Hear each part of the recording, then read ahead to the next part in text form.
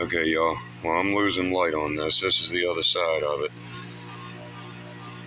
Still kind of rough because I did that before I started getting my sort of technique. I'm not going to call it my technique yet because I've just started doing it.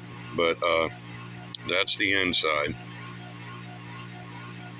So probably going to I'm thinking to bring this in more here. Make this more rounded. Possibly. I like that, so I think I am going to go with the thumb hole. And the reason why is, okay, you see here, you're going to grip like that. And what I'm thinking is, be able to touch your two fingers. And for no other reason than why not try it, right? I mean, it will take from the stability of it. And I can, yes, I understand that. But again, it's a challenge. It's one of the reasons why I like doing this. Okay, y'all saw how it was. Let's get it up against the light. This was the angle I showed you before. Still going to drop this nub in here, that high point. I want to bring that down a bit. I may take this out just a hair more because it is getting fairly close in there.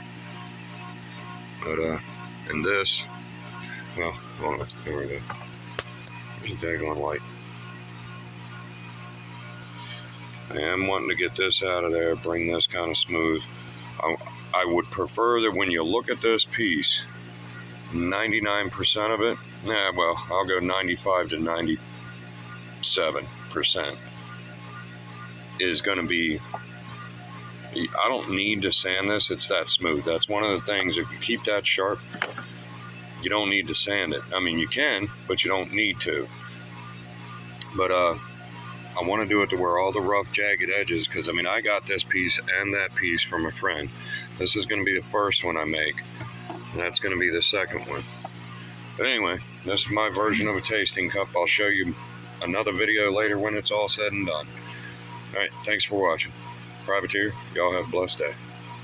Privateer, this is the tasting cup the next day. Unfortunately, last night, you see that? That happened. I was not real happy about that happening, but well, I'm not gonna lie, I was gonna get mad. I did get mad. I was gonna throw it away, but thought about it. I'm like, nope. If it's a tasting cup, right? Here's a little twist I can add to this. It being a tasting cup, this right here will be the part you put your mouth to here. That way you don't have it spilling over on either side of your mouth. Anyway, I will be using this chisel again. Anyway, yeah, that chisel. We'll be using that again, but I'm using this to, it's taking it down without really, I'm not going to run the risk of it cracking so much using this right now as with this to get as deep as I need to go or want to go with it. But I do want to drop it down a bit more just because with that coming out, needed that little extra. Anyway, give me a minute.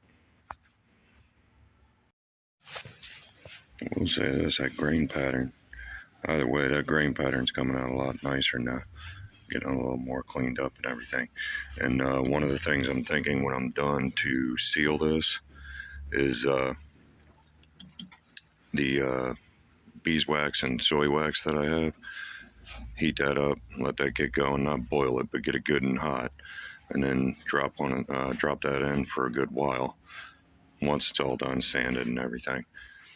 Yeah, and just an update on the tasting cup, and I will bring you back to show you how deep I do go with it, which by the way, kind of hard to tell, but all right, that's current level. Yeah,